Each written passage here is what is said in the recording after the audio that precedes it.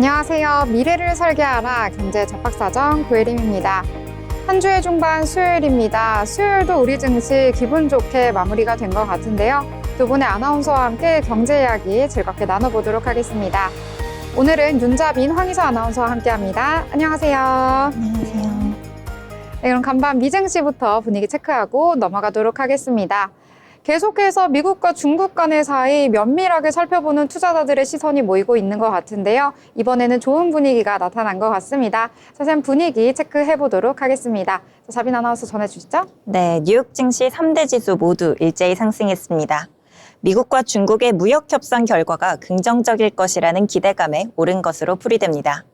다우지수 전거래일 대비 0.25% 오른 42,866.87의 거래를 마쳤습니다. S&P 500 지수는 0.55% 상승한 6,038.81로 장을 마쳤고 나스닥 지수 0.63% 오른 19,014.99로 종가 형성했습니다.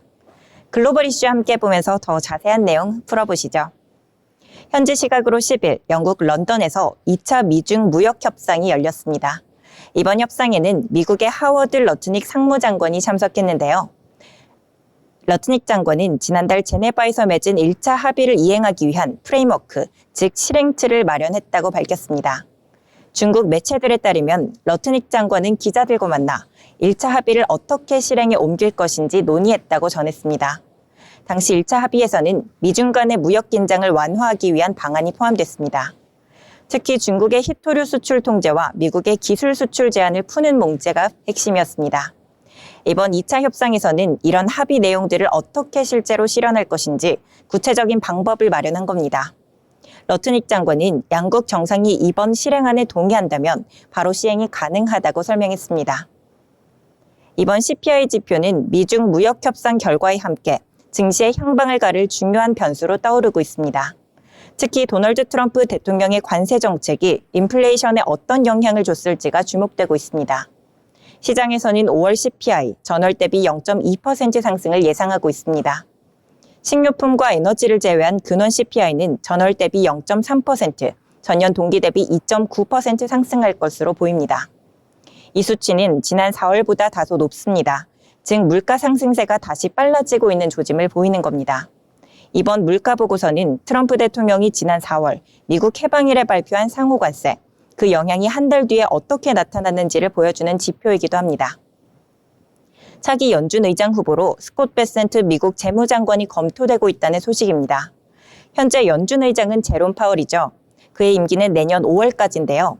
하지만 트럼프 대통령은 파월 의장의 통화 정책에 꾸준히 불만을 드러내왔습니다. 특히 기준금리를 더 빨리, 더 많이 내리라는 요구를 파월 의장이 받아들이지 않자 비난의 수위도 점점 높아지고 있는 상황입니다. 보도에 따르면 스콧 베센트 장관은 유력한 후보 중 한 명으로 꼽힙니다. 다만 아직 공식적인 면접이나 절차는 진행되지 않은 상태라고 전했습니다. 도널드 트럼프 미국 대통령이 LA에서 벌어진 대규모 시위를 외적에 의한 침공이라고 규정했습니다.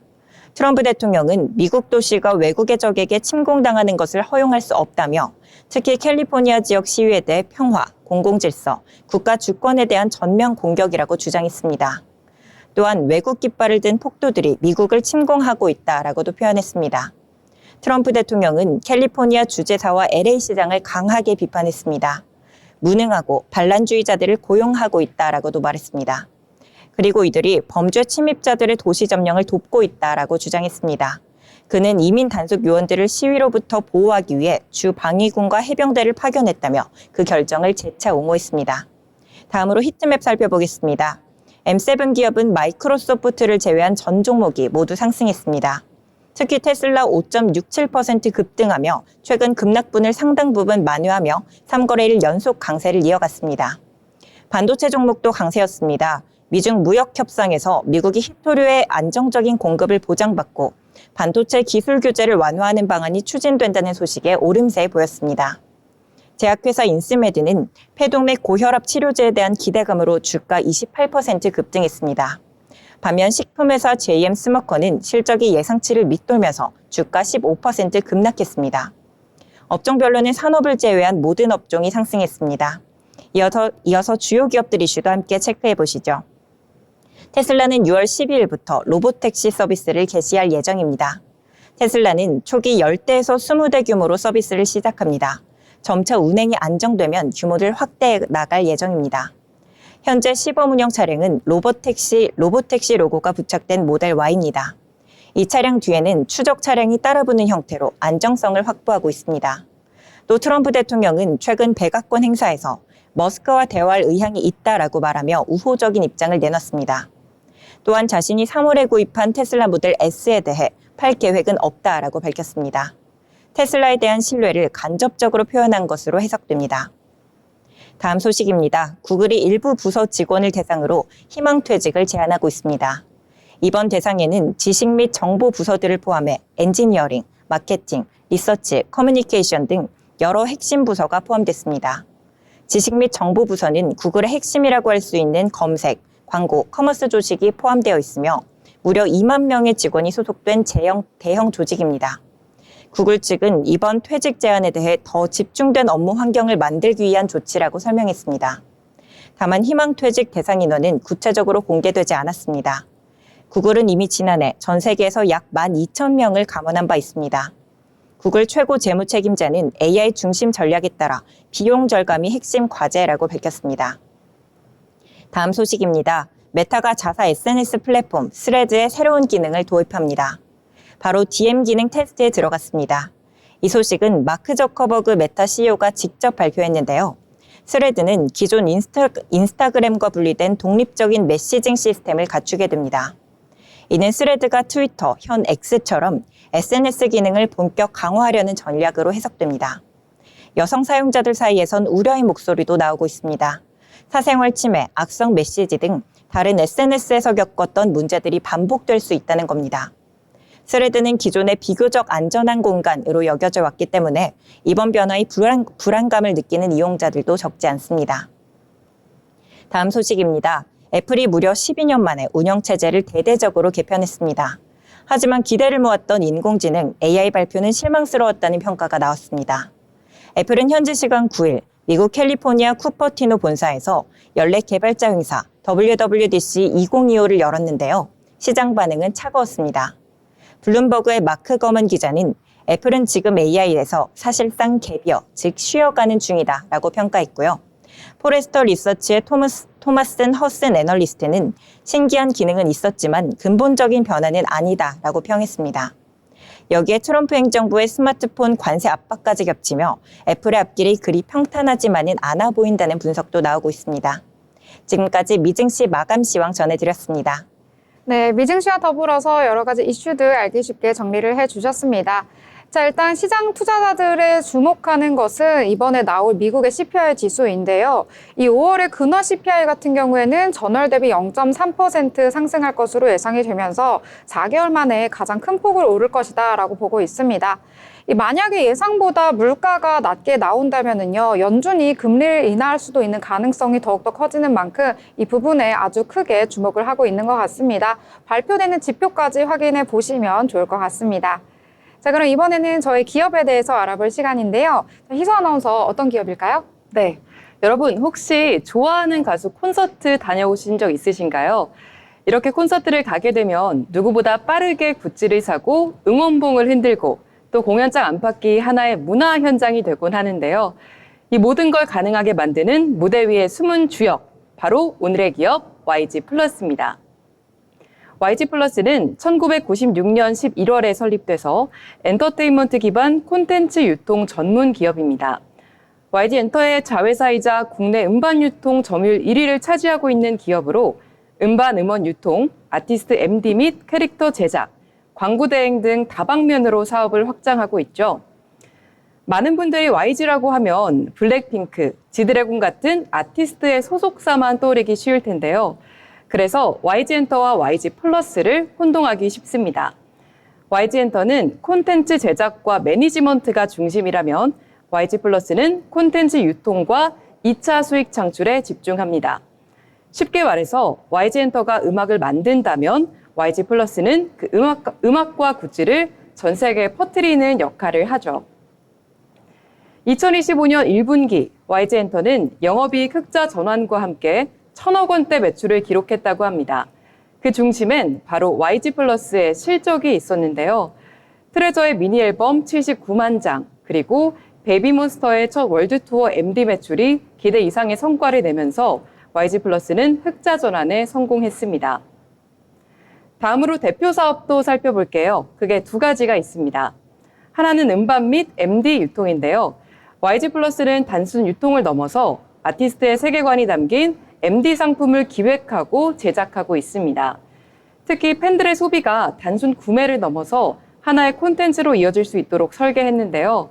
트레저, 베이비몬스터, 블랙핑크 등 글로벌 팬덤을 기반으로 한 MD 사업 수익화 전략이 독보적이라는 생각이 드네요. 두 번째 대표 사업입니다. 바로 글로벌 투어 연계 유통입니다. 베이비몬스터의 첫 월드 투어가 성황리에 진행됐습니다. 공연장 현장 MD 매출도 이에 따라서 빠르게 증가했는데요. YG 플러스는 투어 일정과 맞춘 현장 유통 전략으로 팬들의 지갑을 열게 만드는 데 성공했습니다.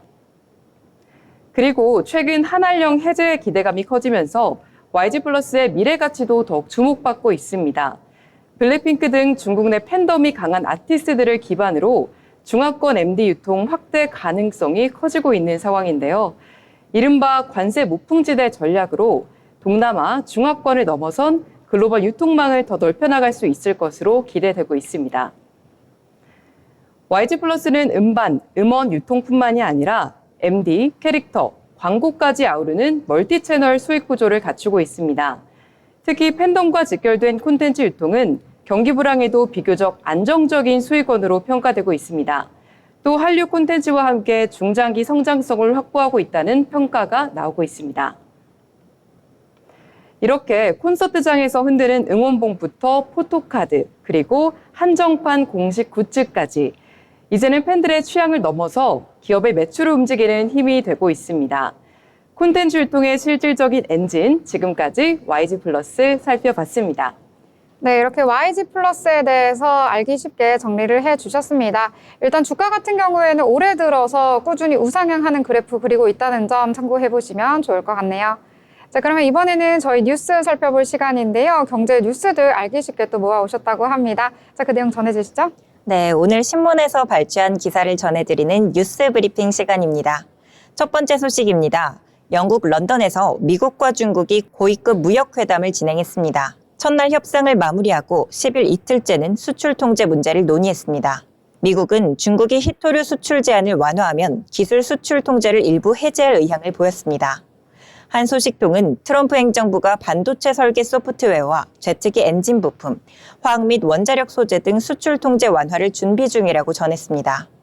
트럼프 대통령은 백악관 행사에서 중국과 협상은 잘 진행되고 있다면서도 중국은 쉽지 않은 상대라고 말했습니다.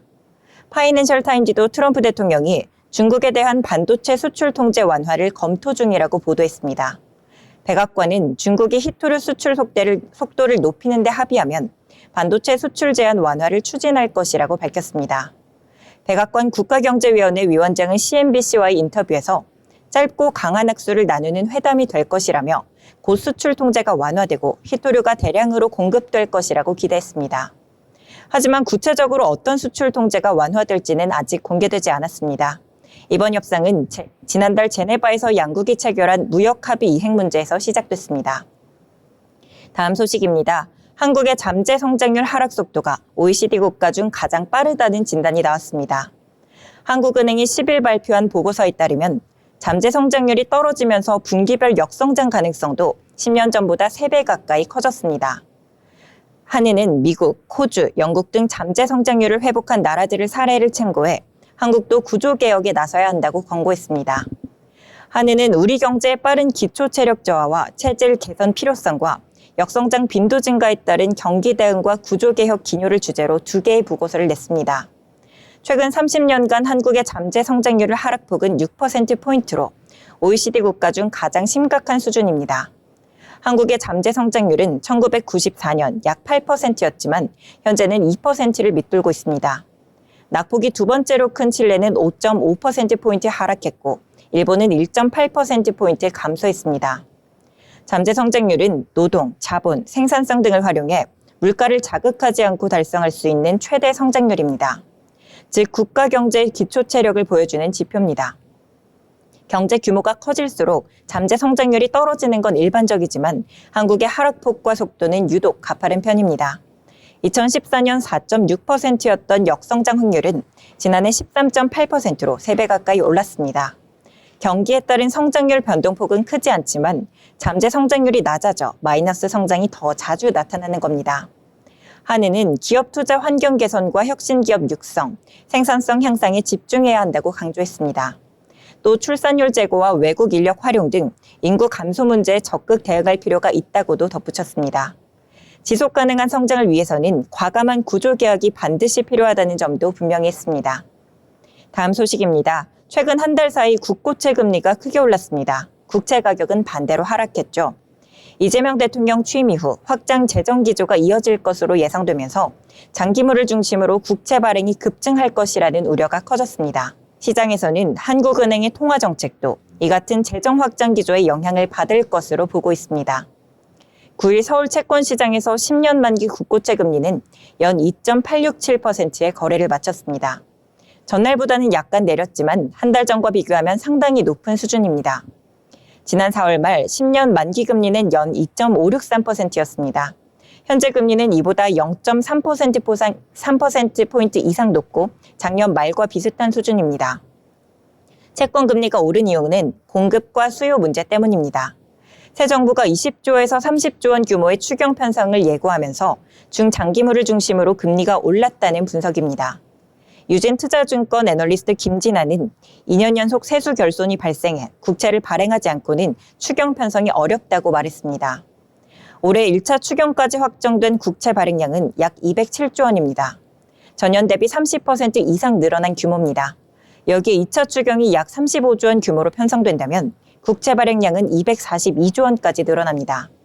채권 금리는 내년에도 오를 가능성이 있습니다. 이재명 정부가 확장 재정 기조를 유지하기 때문입니다. 윤석열 정부와 달리 이재명 정부는 민생 회복을 위한 대규모 지출을 예고했습니다. 다음 소식입니다. 최저임금위원회가 배달기사와 배달라이더 같은 특수고용직, 플랫폼 종사자에게는 내년에도 최저임금을 적용하지 않기로 했습니다. 지난 10일 정부 세종청사에서 열린 회의에서 이 같은 결정이 나왔습니다. 위원회는 특고, 플랫폼 종사자에 대한 최저임금 확대 적용을 논의했지만 현재까지 제출된 실태조사 결과가 부족해 결정을 내리기 어렵다고 판단했습니다.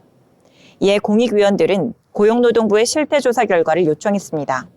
최저임금법 5조 3항에 따르면 도급제 등에 대해 별도의 최저임금을 정할 수가 있습니다. 노동계는 이 조항을 근거로 별도 최저임금 수준을 정하자고 요구해왔습니다. 하지만 경영계는 시행령 기준부터 마련해야 한다며 반대하고 있습니다.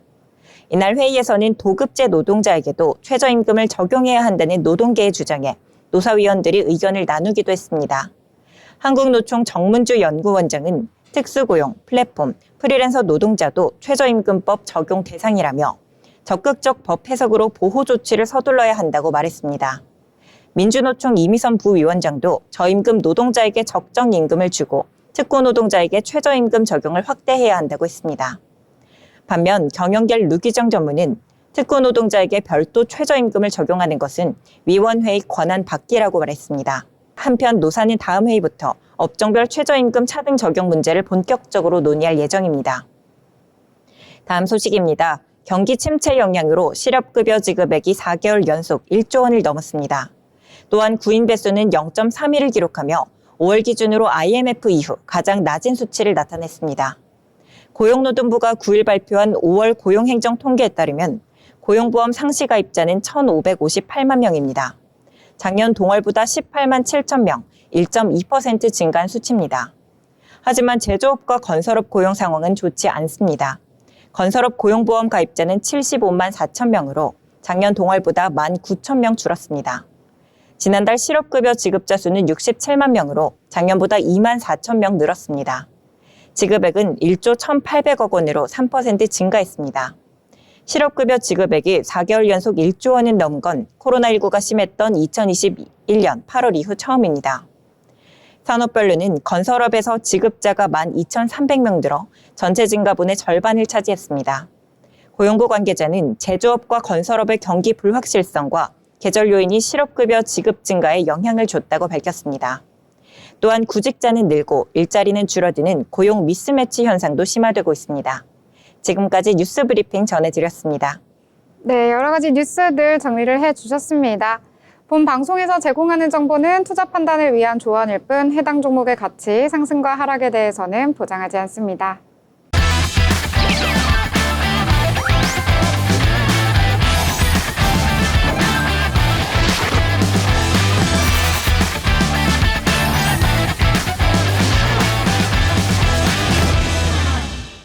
네, 이번 시간은 돈을 잘 벌고 싶은 고수가 되고 싶은 아나운서들이 모여서 경제 이야기, 주식 이야기 함께 나눠보도록 하겠습니다. 먼저 국내 증시 분위기 살펴보고 넘어가 볼 텐데요. 우리 증시 분위기가 정말 좋습니다. 이 허니문 랠리 5거래일째 계속해서 이어지고 있는 것 같은데요. 2,900선 3년 5개월 만에 코스피 돌파하는 모습도 보여줬습니다. 2022년 1월 이후 처음이다라고 할 수가 있겠는데요. 그럼 자세한 분위기도 한번 체크해 보겠습니다. 먼저 코스피 지수 같은 경우에는 전거래일 대비 1.23% 상승하면서 마감했는데요. 이 장중 내내 견조한 상승세 보여주면서 거의 고점에서 마감했습니다. 전거래일 대비 2,907포인트 선에서 거래를 마쳤습니다. 수급 측면에서도 살펴보자면요. 외국인과 기관 동반 매수가 들어와 줬습니다. 이 외국인 같은 경우에는 오늘까지 6거래일 연속해서 자금이 유입되고 있는데요. 이 규모 같은 경우에는 1,600억 원대 매수 우위를 보였고요. 기관 같은 경우에는 장 초반에 이 매도 포지션 잡나 했는데 곧바로 매수에 전환하면서요. 2,000억 원대 넘게 자금을 유입시켰다라고 보시면 될 것 같습니다. 이 코스닥 시장도 분위기가 훨씬 더 좋았습니다. 전거래일 대비 1.96% 상승하면서 786선에서 거래를 마쳤는데요. 정말 꾸준히 플러스권에서 움직이는 모습 보여주면서요. 거의 고점 라인에서 역시 마감하는 모습 나타나줬습니다. 이 수급 측면 살펴보자면요. 코스닥에서도 역시 외국인과 기관 동반 매수 포지션 잡았는데요. 외국인 같은 경우에는 2,000억 원 넘게, 기관 같은 경우에는 1,000억 원 넘게 계속해서 장중 내내 물량을 담아가는 모습 확인을 할 수가 있었습니다. 이 시가총액 상단에 위치한 종목들도 확인을 해보시면은요, 전체적으로 붉게 물든 모습 확인을 할 수가 있겠는데요. 일단 코스피 시장에서는 반도체 투토 강한 상승 보여줬습니다. 특히 삼성전자뿐만 아니라 SK하이닉스 4%대 급등을 하면서 마감을 했는데요. 자세한 내용은 잠시 후에 알아보도록 하겠습니다. 이외에도 완성차 업종들 오늘 2%대 상승을 하면서 마감하는 모습 확인을 할 수가 있겠고요. 코스닥 시장 같은 경우에는 전체적으로 훈풍이 강하게 불었습니다. 제약바이오 특히나 여러 가지 이슈를 최근에 안고 급등하는 모습 보였었는데 오늘 같은 경우에는 제약바이오뿐만 아니라 2차 전지주 대형주까지 오늘 강한 상승 보여주면서 전체적으로 빨간불 강하게 들어온 코스닥 시장이었다라고 보시면 될 것 같습니다. 오늘장 여러 가지 새 정부에 대한 출범 기대감, 그리고 미중 간의 협상에 대한 기대감, 여러 가지가 좀 증시의 호재로 작용하는 것 같은데요. 그럼 자세하게 종목별로 또 섹터별로 어떤 이슈와 함께 움직였는지 살펴보도록 하겠습니다. 그럼 자빈 아나운서 어떤 내용부터 살펴볼까요? 네, 국회에서는 디지털 자산 기본법이라는 이름의 새 법안이 발의됐습니다. 이 법안은 이재명 대통령의 대선 공약 중 하나였던 원화 기반 스테이블 코인 도입을 현실화하기 위한 첫걸음으로 보입니다. 정부가 정책 방향을 이끌고 금융당국이 인허가 심사를 맡습니다. 업계는 자율적으로 규제를 따르게 됩니다. 법안의 핵심은 원화 기반 스테이블 코인 발행을 허용하는 것입니다. 또한 대통령 직속으로 디지털자산위원회도 신설됩니다. 이 위원회는 산업 육성과 정책 조율을 담당합니다. 이렇게 된다면 디지털 자산이 법의 테두리 안에서 정식적으로 인정받고 관리될 수 있는 겁니다. 민병덕 의원에 따르면 글로벌 디지털 자산 시장은 2024년 6월 기준 약 3,300조 원에 달합니다. 불과 5년 만에 3배 가까이 성장한 수치입니다. 이러한 흐름 속에서 삼성전자와 같은 대기업들도 움직임을 보이고 있습니다. 특히 삼성페이를 통해 스테이블 코인과의 연동이 가능해지는 경우 결제 시스템의 판도 자체가 변할 수 있다는 기대감이 커지고 있습니다. 따라서 라운시큐어 같은 기업도 주목받고 있습니다. 라운시큐어는 삼성전자 녹슬 리셀러이자 삼성패스와도 협력 중인 보안 기술 기업입니다. 블록체인과 생체 인증 기술을 보유하고 있어 블록체인 지갑이 스마트폰에 확대 적용될 경우 수혜가 예상되는 기업입니다. 이러한 흐름 속 라운시큐어 장 초반 1,120원으로 출발해 장중한 때 28% 오른 12,970원까지 가다가 현재는 이 상승분 조금 반납한 15% 오른 11,650원으로 종가 형성했습니다. 네, 라운시큐어 같은 경우에는 오늘 윗꼬리 달고 내려오긴 했는데요. 52주 신고가를 경신하는 모습까지 확인을 할 수가 있었습니다. 최근 들어서 스테이블 코인에 대한 이야기 계속해서 나오고 있는데요. 정부가 스테이블 코인을 비롯해서 디지털 자산 시장 활성화하기 위해서 제도권으로 편입을 시키겠다라는 걸 중점 과제로 삼고 있다는 점도 확인해 보시면 좋을 것 같습니다. 자, 그러면 또 다른 테마 이야기해보려고 하는데요. 여러분들 지난번에 SKT 유심 관련해서 보완주 상승했던 거 기억을 하고 계실 텐데요. 이번에는 또 다른 이슈로 인해서 오늘장에서 보완주 강세를 보인 것으로 확인이 되고 있습니다. 자, 일단 예스24가요. 랜섬웨어 공격에 따라서 보안에 대한 수요가 급증할 것으로 예상이 되기 때문으로 풀이가 되고 있습니다. 자, 일단 예스24 같은 경우에는 국내의 대표적인 인터넷 서점이자 온라인 티켓 예매 플랫폼이다라고 볼 수가 있겠는데요. 이 사흘째 접속 오류에 대한 사태를 겪고 있는 것으로 전해졌습니다. 어제 오후에 공식적으로 한국인터넷진흥원에 해킹 피해 사실을 접수한 것이 보고가 되었다라고 전해졌는데요. 이와 관련해서 예스24 측은 이 해커들이 회원 정보 등 이 암호화에 해독을 하지 못하고 있고요. 또 해커들은 암호화를 풀기 위해서 금전적인 대가를 요구하고 있는 상황이다라고 전해졌습니다. 자, 일단 입장문을 내기도 했는데요. 이번 접속 오류 같은 경우에는 랜섬웨어로 인해서 생긴 장애이다라고 하면서요. 9일 새벽 4시경에 발생을 했고 이 사고 발생 직후에는 보안 강화 조치를 취했다라고 하면서요. 이 한국인터넷진흥원에 관계 당국과 신고를 함께 했고 또 사고 원인 분석과 함께 피해 여부 등 여러 가지 상황 파악에 최선을 다하고 있다라고 전해졌는데요. 이에 따라서 개인정보 유출 등 여러 가지를 고심하는 투자자들의 시선과 함께 이 보완주가 오늘장에서 강세를 보인 것으로 풀이가 되고 있습니다. 이 K사인 같은 경우에는 오늘장에서 상한가로 마감하는 모습 보여줬고요. 이 한국정보인증 15%대 강세, SGA 솔루션스, 질환 지교 시큐리티 같은 이 보완주 오랜만에 오늘장에서 다시금 강세 보였다라고 정리를 해보도록 하겠습니다. 아직 사태가 완전히 마무리되지가 않았으니까요. 앞으로의 추이와 함께 주가도 어떻게 흘러가는지 살펴보도록 하겠습니다. 자, 그러면 또 다른 내용 함께 이야기해보려고 하는데요. 이번엔 어떤 내용 준비하셨을까요? 네, 국내 원전 산업의 대표 기업 두산 에너빌리티가 52주 신고가를 돌파했습니다. 장중한 때는 51,200원까지 치솟기도 했는데요. 주가가 이렇게 오른 데는 몇 가지 호재가 작용한 걸로 보입니다. 첫 번째는 글로벌 원전 산업 확대 기대감입니다. 최근 도널드 트럼프 전 미국 대통령이 원자력 발전에 대한 규제를 완화하는 행정명령 4건에 서명한 걸로 알려졌습니다. 이에 따라 전 세계적으로 원전 투자가 더 활발해질 것이라는 기대감이 커지고 있습니다. 두 번째로는 체코 수출 수주 소식입니다. 지난 5일 한국 수력 원자력을 중심으로 한 팀 코리아가 체코 두코바니 원전 본계약을 체결했습니다. 5호기, 6호기 신규 원전 사업이며 총 26조 원 규모의 초대형 계약입니다. 이 프로젝트에 두산 에너빌리티도 참여하게 됩니다. 주 기기 공급과 시공을 담당할 예정입니다. 글로벌 진출이 본격화되면서 주가에 긍정적인 영향을 준 것으로 풀이됩니다. 세 번째로는 자금 조달 성공입니다. 두산 에너빌리티는 전날 800억 원 규모의 회사채를 발행을 위한 수요 예측을 진행했는데요. 무려 1,420억 원의 주문이 밀렸습니다. 투자자들이 그만큼 신뢰를 보낸 겁니다. 만기별로 보면 2년물은 300억 모집에 510억, 3년물은 500억 모집에 910억 원이 들어왔습니다. 회사 측은 1,500억 원까지 증액 발행도 검토하고 있습니다. 이러한 흐름 속 두산 에너빌리티 장 초반 0.94% 오른 48,500원으로 출발해 현재 6.97% 오른 51,400원으로 종가 형성했습니다. 네, 두산 에너빌리티 최근 들어서 좋은 흐름 보여주고 있는데요. 6거래일 연속해서 상승하는 모습 보여주고 있습니다. 최근 들어서 원전주 또 한 번 들썩이는 모습 보이니까요. 참고해보시면 좋을 것 같습니다.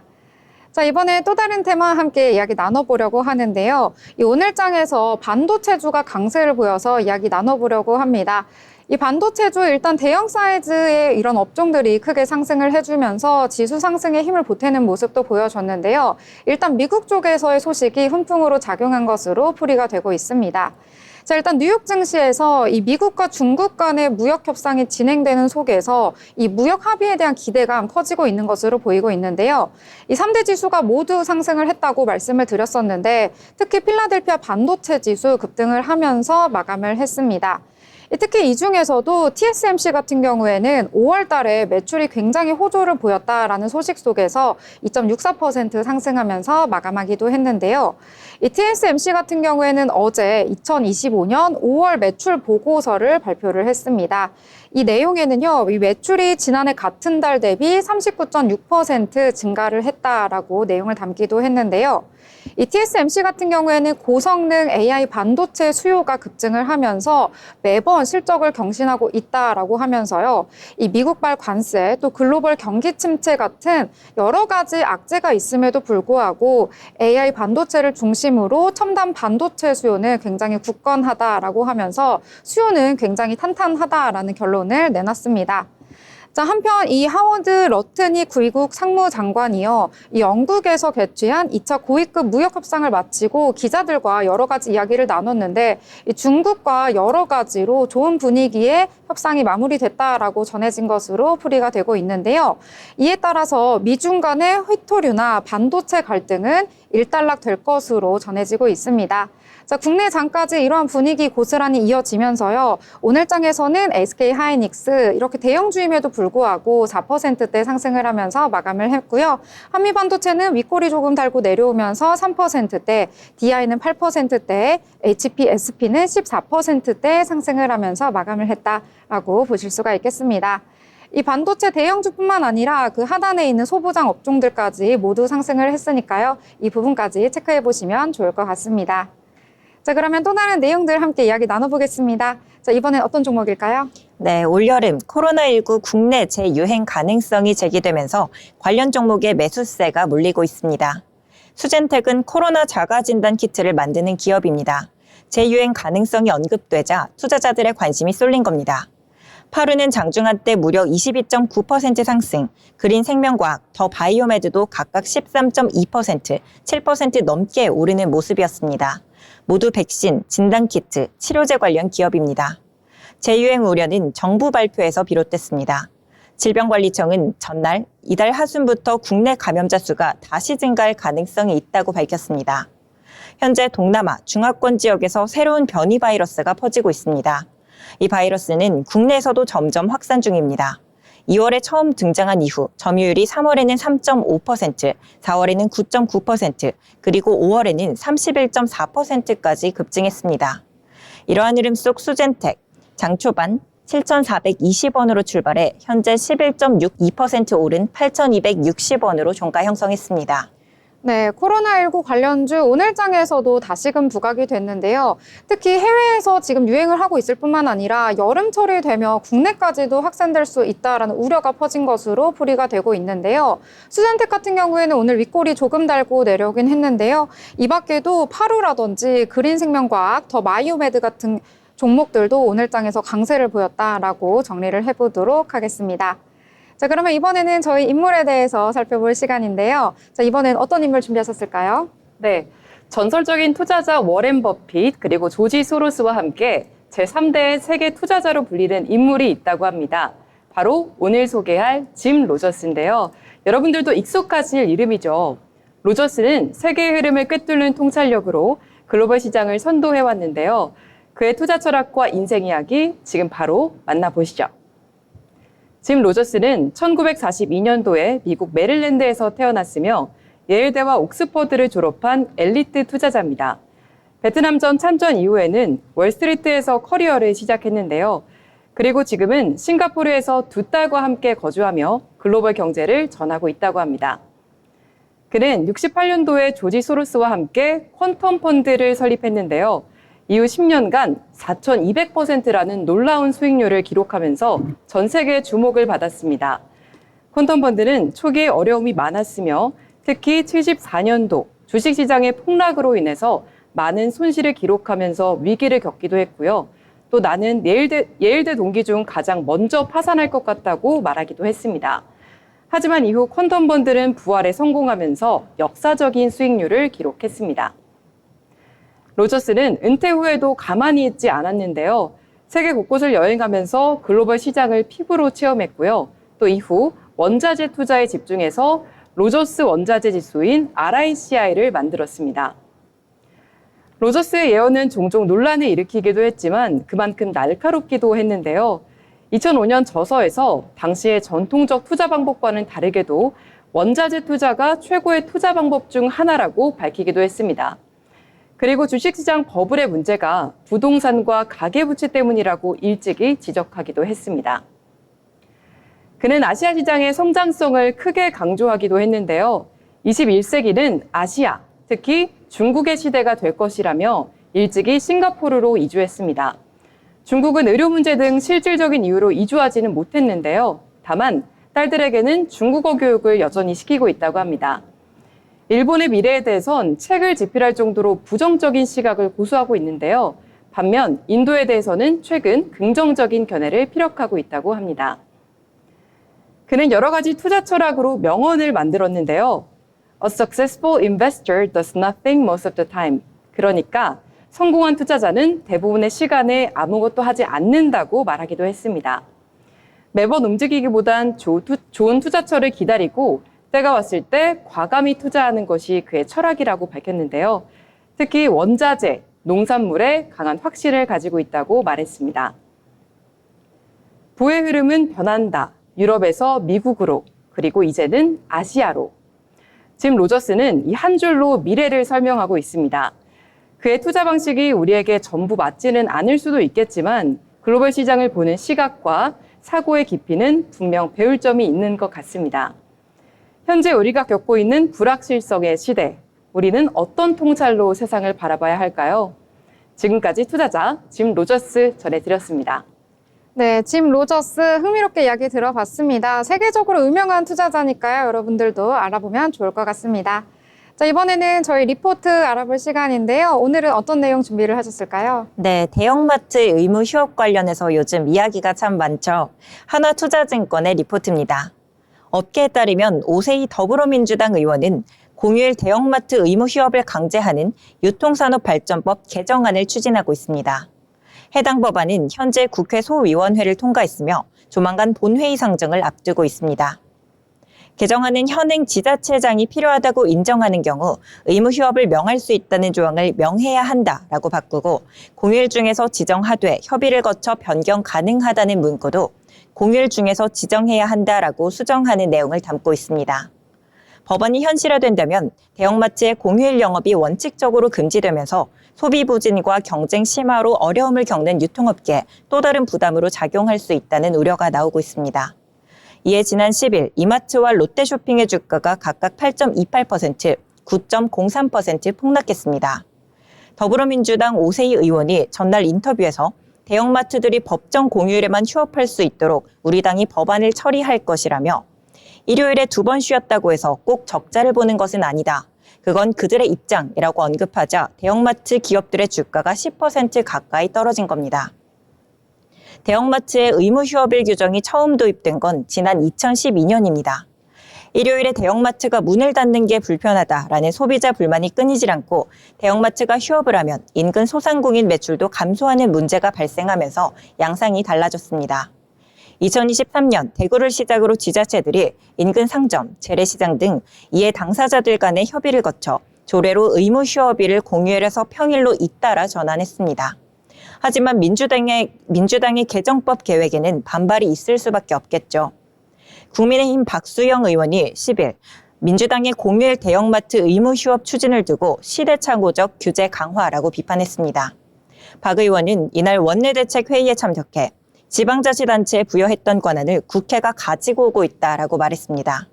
그러면서 대형마트가 손해를 보더라도 자영업자 표만 구하면 된다는 건데 대형마트가 매대에서 판매하는 것은 대기업이 생산하지 않는 게 더 많다라고 했습니다. 또 대형마트를 규제한다면 중소업자와 자영업자에 도움이 될 수 있다는 것은 1차원적인 생각이라며 대형마트의 근로자들은 보통 엄마들이나 사회초년생들이 많아 결국 보통 사람들의 삶을 더 어렵게 만들 것이라고 우려했습니다. 리포트에서는 이재명 대통령 공약에 대형마트 관련 공약이 실리지 않았다며 조기 대선 이후 정부 조직조차 아직 완료되지 않은 상황이라고 설명합니다. 따라서 현재 대형마트 의무 휴업이 신정부의 우선순위에 놓일 시점은 아니라고 이야기합니다. 이번에 이슈가 된 대형마트 의무 휴업 공휴일 지정 강제 법안은 송재봉 의원안과 오세희 의원안 총 2건입니다. 두 법안 모두 지난해 발의된 이후 11월 소관위에 상정된 후 계류 중에 있습니다. 법안 제출 이후 홈플러스가 기업 회생을 신청하는 이벤트가 발생했기에 상황이 변화된 것도 감안할 필요가 있다고 설명합니다. 대형마트의 의무 휴업을 공휴일로 강제할 때 대형마트의 실적에 미치는 영향은 제한적입니다. 기존 의무 휴업일이 일요일에서 평일로 전환된 점포의 점당 매출액은 이전 대비 약 2% 상승한 걸로 파악됩니다. 이마트는 할인점 133개 중 현재 53개 점이 평일 의무 휴업을 하고 있으며 롯데마트는 총 110개 점 중 31개 점이 평일 의무 휴업을 실행 중입니다. 리포트에서는 만일 법안이 통과되어 평일 의무 휴업 점포가 모두 일요일에 쉴 경우 이마트는 약 0.8% 하락, 롯데마트는 0.6% 하락하며 매출 차질이 발생할 수 있다고 설명합니다. 또한 영업이익 영향은 연간 100에서 200억 원 내외일 것인데 주말 영업 축소에 따른 주휴수당 등 인건비 감소 영향을 고려시해 그 영향이 더욱 줄어든다면서 오히려 하반기부터 본격화될 걸로 전망되는 홈플러스 폐점에 따른 낙수 효과가 더 클 것으로 보인다고 덧붙였습니다. 홈플러스의 연간 매출액은 7조 원입니다. 현재 폐점이 확정된 점포는 9개 점, 계약 해지 통보 점포는 27개 점으로 총 36개 점의 점포가 폐점 가능성이 있는 걸로 거론되고 있습니다. 만일 총 36개 점이 폐점될 경우 약 2조 원의 매출이 분산될 수 있습니다. 인근 경쟁점이 약 30%만 흡수한다고 해도 약 700억 원의 매출 증분이 생길 수 있다는 계산이 나옵니다. 이마트에는 6%, 롯데마트에는 11%의 매출 성장이 가능한데요. 이 때문에 규제 우려보다는 업계 구조 조정 추이에 더욱 집중하는 것이 필요한 시점입니다. 한편 대형마트 3사의 1분기 실적은 이마트의 별도 기준 총 매출은 4조 2,592억 원, 영업이익은 1,333억 원으로 전년 동기 대비 각각 10.6%, 43% 증가했습니다. 반면 롯데마트는 매출이 1조 4,872억 원으로 0.3% 증가하는 데 그쳤고 영업이익은 281억 원으로 34.8% 감소했습니다. 홈플러스의 경우 지난 3월 기업 회생 절차에 돌입했습니다. 업계가 전반적으로 위축된 가운데 유통산업발전법의 전면 재검토 요구가 거세졌습니다. 당초 전통시장 보호를 목적으로 도입된 해당 법안이 실효성을 상실한 채 오히려 오프라인 유통 채널의 경쟁력만 떨어뜨리고 있다는 비판도 나오고 있습니다. 이상 리포트 브리핑이었습니다. 네, 이렇게 유통산업에 대한 이야기와 함께 또 의무 휴업을 도입했을 때 여러 가지 상황들 면밀하게 살펴주셨습니다. 여러분들도 투자하실 때 포트 담으실 때 참고해보시면 좋을 것 같습니다. 더불어 본 방송에서 제공하는 정보는 투자 판단을 위한 조언일 뿐 해당 종목의 가치, 상승과 하락에 대해서는 보장하지 않습니다.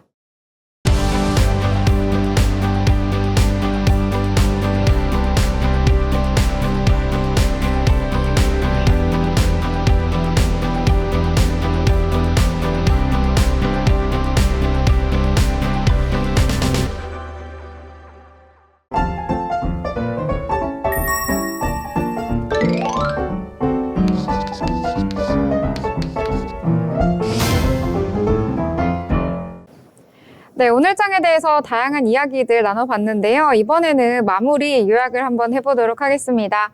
오늘 증시도 너무 좋았고요. 여러 가지 호재도 많이 나왔는데요. 이재명 대통령이 한국거래소에 또 방문을 했다라고 전해졌습니다. 여기에서 여러 가지 이야기를 또 내놨다라고 하는데요. 배당 촉진도 준비를 하겠다라고 하면서 주식을 부동산에 버금가는 대체 수단으로 만들기 위해서 이 기업의 자금 조달을 더 쉽게 만들 것이고 또 대한민국 경제 전체가 선순환될 수 있도록 만들 것이다라고 하면서요. 여러 가지로 증시에 활력을 넣는 여러 가지 이야기 많이 나왔다고 합니다. 이런 부분들도 앞으로 증시에 여러 가지 원동력이 될 것으로 보이는데요. 자, 그러면 마무리를 이번엔 해보도록 하겠습니다. 자, 오늘 장 어떻게 좀 요약을 해볼까요? 네, 제가 준비한 오늘의 한 줄평은 새 정부 출범 이후 계속된 상승 랠리는 아주 반갑지만 그래도 냉정한 시선도 함께 가져가야 할 때입니다. 미중 관계 그리고 반도체에 대한 불확실성이 아직 남아있는 상황이죠. 또 SK하이닉스의 오늘 상승세 역시 선반영된 측면까지 고려하면서 조심스럽게 지켜볼 필요가 있다고 생각이 됩니다. 또 영국 런던에서 진행되는 미중 무역 협상에서 미국이 반도체 판매 제재를 완화하는 것과 또 중국은 히토류를 수출하는 방향의 합의가 이루어질지 기대가 되는 상황입니다. 네, 오늘장 아주 핵심만 딱 모아서 이야기를 잘 해주셨습니다. 자, 이번엔 자빈 아나운서 어떻게 좀 마무리해볼까요? 네, 앞에서 너무 요약을 잘 해주셔서 저는 그럼 바람을 한번 담아볼까 합니다. 최근 한국 증시가 너무 좋은 모습이었죠. 앞으로도 정말 이렇게만 가면 좋겠다라는 생각이 들고요. 또 코로나19 소식이 들려오고 있으니까요. 시청자분들께서도 여름이라고 또 너무 안심하지 마시고 늘 건강 챙기시길 바라겠습니다. 네, 코로나19 정말 악몽 같았거든요. 그래서 여름에 절대 우리나라로 들어오지 않았으면 좋겠다 이런 생각이 드는데요. 자, 일단 오늘장 분위기가 너무나 좋은데 코스피 같은 경우에는 시총이 2,379조로 역대 최대라고 합니다. 그만큼 증시 분위기 너무나도 좋고 정말 코스피 3,000 다가가는 것 같은데요. 오늘장도 너무 좋다 이렇게 간단하게 요약을 해보도록 하겠습니다. 자, 오늘 방송은 여기서 마무리 짓고요. 저희는 내일 방송으로 다시 찾아뵙도록 하겠습니다. 시청해주신 여러분 고맙습니다.